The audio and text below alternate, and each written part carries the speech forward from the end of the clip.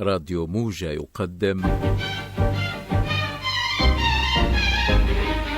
تاء التأنيس. لو حتى حيرفضني العالم لا يمكن ارجع لك ما لم ترجوني قدام الناس، وعيونك تبكي بإحساس وتحس ان انا حواء آدم.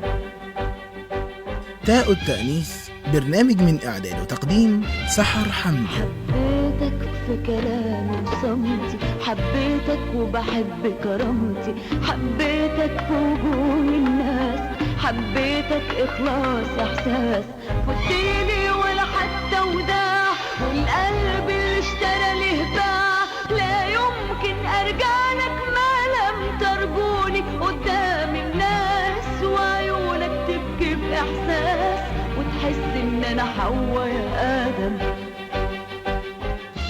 تاء التأنيس إخراج فوزي جويد. حبيتك لكن مش ذنبي، أحزاني شايلاها في قلبي، أنا صبرة والقلب جريح، أنا مش ريشة في وسط الريح، أنا صبرة والقلب جريح، أنا مش ريشة في وسط الريح. بعد البعد ده كله تجيلي وتفكر كلمة هترضيني، بعد البعد ده كله تجيلي وتفكر كلمة هترضيني، لا يمكن أرجع لك ما لم ترجوني قدام الناس، وعيونك تبكي بإحساس وتحس إن أنا حواء يا آدم. أهلا بيكم في حلقة جديدة من برنامج تاء التأنيس، البرنامج اللي بيفتح المواضيع اللي ناس كتير بتخاف تقرب منها. النهاردة هنسأل سؤال تقيل شوية: لما الست تشتغل وتصرف على البيت تبقى ست قوية ولا هو راجل ناقص؟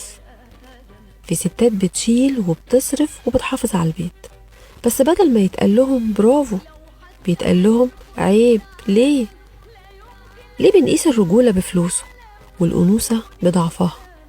في الحلقة دي هنتكلم بصوت عالي وهتسمعوا رسائل منكم. خليكم معانا وخلوا دايما صوت الست مسموع. الحقيقة كان نفسي يكون معايا تجربة حقيقية مرت بحاجة زي كده تحكي لنا ونتكلم معاها، بس صعب جدا ان في ست تيجي وتقول انا اللي بصرف على البيت وجوزي مش بيعمل حاجة.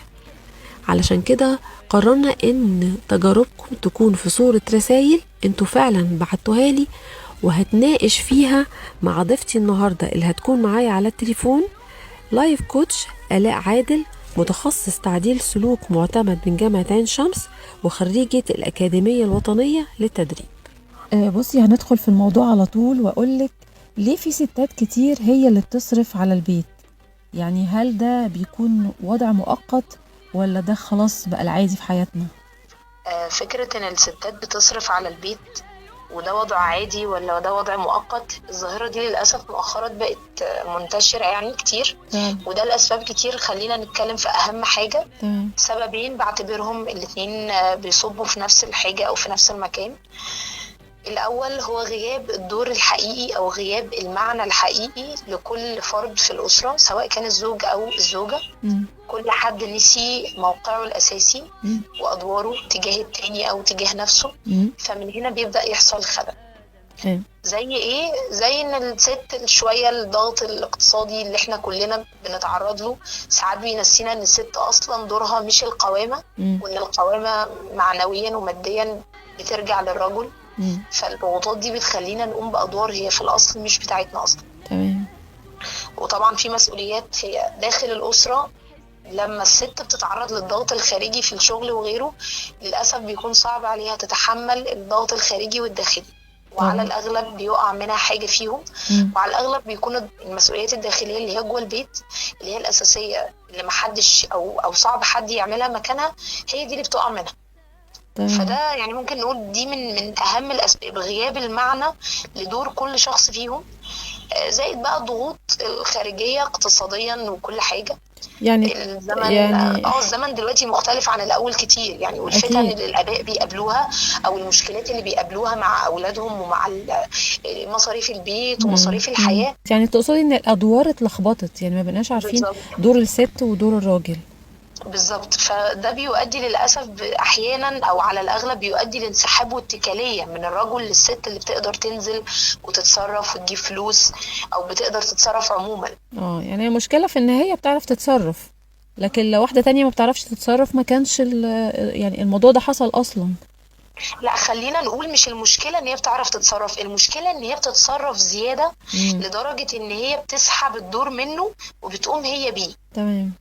فدي بتعمل دي اول حاجه يعني اول طوبه بتتكسر في عدم الاستقرار او في الاستقرار بينها وبين الزوج.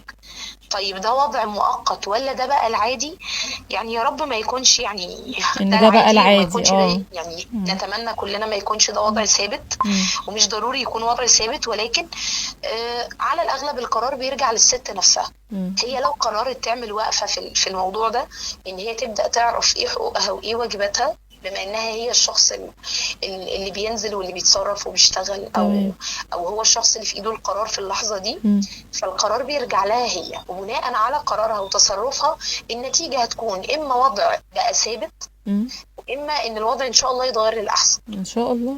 طب يعني هسألك في الحته دي، يعني اللي بيحصل ده بقى بيأثر على العلاقه بينها وبين جوزها؟ يعني بيبقى فيه خلل، ما تبقاش علاقه سويه اكيد.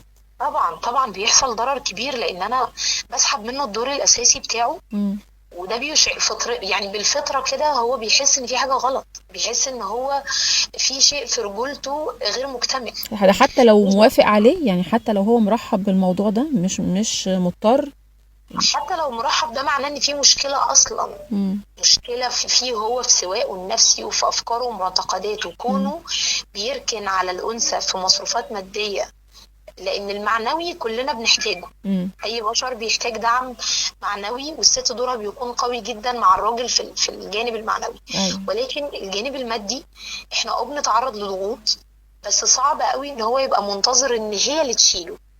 وهنا مش بتكلم عن مشاركة برضا الطرفين، ومشاركة بتكون على الأغلب بتكون النسبة الأكبر للرجل مش للست. أنا بتكلم على الأمر الغير طبيعي إن الست هي اللي شايلة بمعنى الشيل. هي فعلا حاجة تقلق. يعني دلوقتي أي بنت داخلة على الجواز هتقلق إن ممكن يكون الزوج المستقبل يكون هيبقى كده، يعني هو مش باين دلوقتي تصرفاته أو نيته أو الكلام ده. للاسف وفي اوقات بيكون ده واضح بشكل، وبقى يعني في عند ناس بقى ده العادي، ان انا اقعد في اول مقابله قبل ما ناخد اي خطوات رسميه كخطوبه وكده، اني اشوف البنت بتعرف تجيب فلوس ولا لا. يعني الدنيا اتقلبت. يعني للاسف اتقلبت للاسف. بس لسه في ناس كويسه، ولكن بسبب العصر دلوقتي غير زمان، وقدام شويه هيبقى الوضع مختلف كمان اكتر. فاحنا بنحاول ننقذ ما يمكن انقاذه.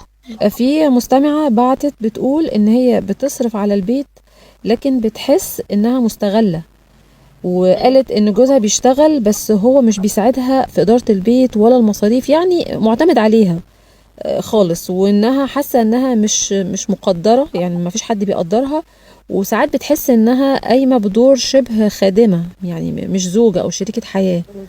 انت ايه رأيك؟ للأسف دي نتيجة اللي بنوصل لها على الأغلب، ولو تم النقاش مع الزوجة دي هتبقى أسوأ مشكلة هي بتقابلها عدم التقدير والاحترام. مش فكرة، يعني مش أول حاجة هتقولها إن أنا بدفع فلوس وبشتغل، لا، في الغالب هي ما بتسمعش تقدير معنوي مقابل اللي هي بتقدمه. يعني طول الوقت هي بتدي وهو بيبتدي يشوف إن ده واجب. فأنتي ما ينفعش إنك تتكلمي في نقطة زي كده. زائد ان بنلاقي ان في العلاقه نفسها بين الشريكين، العلاقه اللي هي العلاقه المعنويه اللي بيننا هي واقعه، بناء عليه العلاقه الحميميه نفسها واقعه. فكل حاجه للاسف بتبقى مش على اكمل وجه، او مش بتبقى ماشيه بالنطاق المظبوط. اكيد، ما هي الحياه اصلا يعني مش ماشيه بطريقه منطقيه او سويه، يعني كل واحد بيعمل دور، او الست مش قايمه بدورها، واخده دور مش بتاعها، فاكيد هيبقى فيه لخبطه يعني. للأسف، لأن برضو هي الفكرة مش في الفلوس فقط. الفكرة ان هي لما بتبدأ تجيب فلوس بتبدأ تحس او تشعر من الشريك ان ده بقى العادي، وان ده بقى الواجب عليا، وان انا لو ما عملتوش لا ممكن اتعرض لإهانة او اتعرض لأي نوع من انواع الضغط النفسي. فللأسف ده بيقود العلاقة للهلاك. اكيد. فهي اكيد متأزمة من طبعا. عدم تقدير، عدم احترام، عدم مفيش تقدير للموقف والمجهود اللي هي بتأديه، زائد ان بيحصل بقى انسحاب واتكالية سنة. في مستمعة تانية بتقول إن هي بتشتغل من 9 ل5 ساعات، مرتبها هو مصدر الدخل الوحيد، وجوزها قاعد في البيت ومش بيحاول يلاقي شغل، وهي بتحس إنها بتشتغل وتتعب، ونفس الشيء برضو بتشتكي إنها مش لاقية الدعم، وفي نفس الوقت مش عارفة تقوله لأن خايفة يزعل، لأن الموضوع يعني حساس، وإن العلاقة بينهم هتتوتر بسبب الفلوس ويمكن توصل للانفصال. مم. طيب، مبدئيا هي العلاقة السوية لما نيجي بنتكلم عنها اللي بين الزوجين، علشان تكون علاقة مظبوطة زي ما احنا بنقول او مقبولة، المفروض ان هي فيها مساحة امان. ان انا اجي اتكلم في اللي مضايقني طالما اسلوبي او طريقتي مهذبة واضحة، مش بتكلم بقى يعني هي عفوية ولكن عفوية مؤدبة.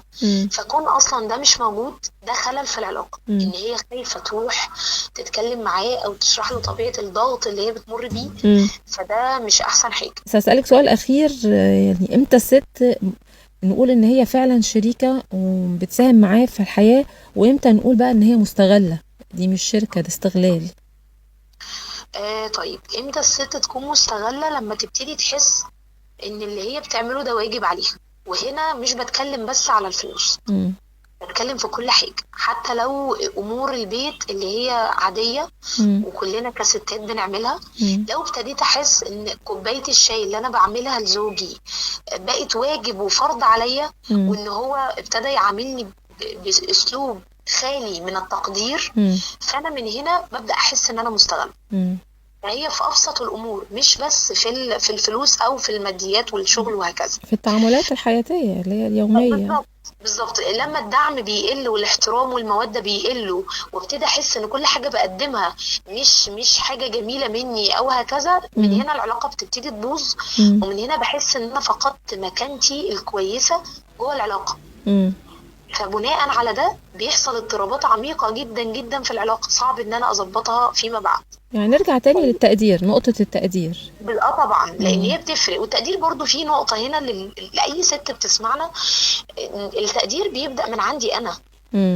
احترامي لذاتي وتقديري انا لذاتي وكياني انا، مش كياني في الشغل، مش كياني بره، لا كياني انا تجاه نفسي جوه نفسي.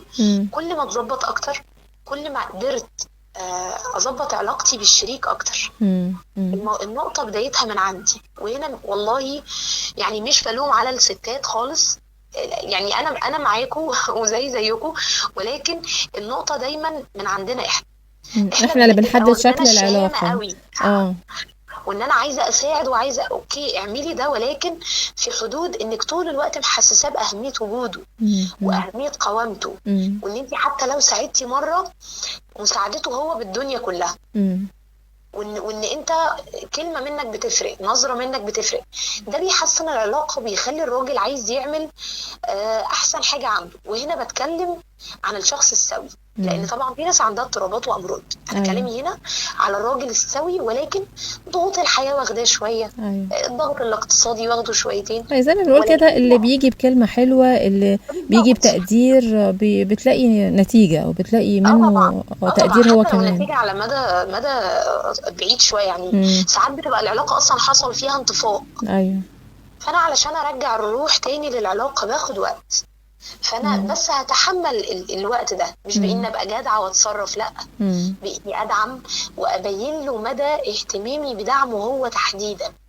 انا بشكرك جدا يا كوتش آلاء، انا يعني استفدت جدا من كلامك، ويا رب يكون كل الستات اللي بيسمعونا وعندهم نفس المشكله ومشاكل تانية. يعني كلامك وضح نقط في مشاكل تانية، يعني مش المشكله دي بس. فبتمنى الكل يكون استفاد، وهنكون مع بعض بإذن الله في حلقات جاية، وهنتكلم باستفاضة أكتر بإذن الله. شكرا بإذن الله. اتشرفت بيكي جدا، ويعني يا ربي يصلح حالنا كلنا يا رب يا رب. آمين آمين. شكرا. العفو حبيبة قلبي.